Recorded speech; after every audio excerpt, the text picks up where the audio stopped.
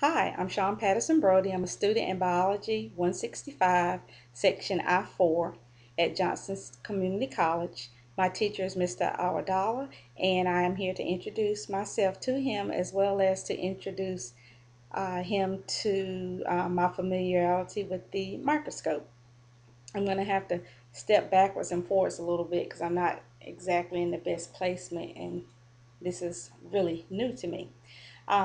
With our microscope, first we have our eyepiece, and our eyepiece is what we use to be able to look through to view our specimen. And then we have our eyepiece tube, and the eyepiece tube just kind of holds our eyepiece together. We then have our main tube, and with the main tube it serves a few purposes. It actually holds our eyepieces together, but it also connects it to our nose piece, which has our different lenses that we use when we're viewing a specimen. We then have our course adjustment, which is this larger round button here. And with the course adjustment, that's what we use initially to locate our specimen in the field.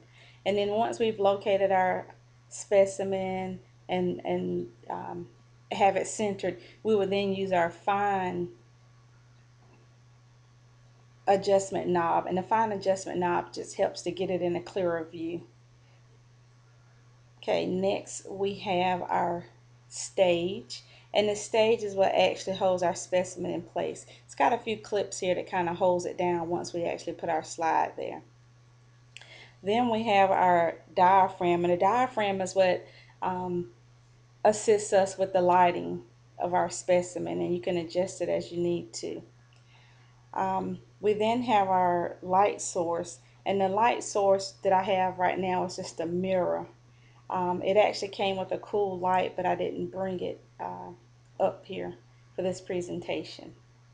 We then have our inclination joint, which is this little part here. You can actually angle the microscope as needed to assist with viewing at angles. And then we have our base, and the base is what connects everything together. It connects the arm and provides stability when you sit it flat on the surface. Alrighty.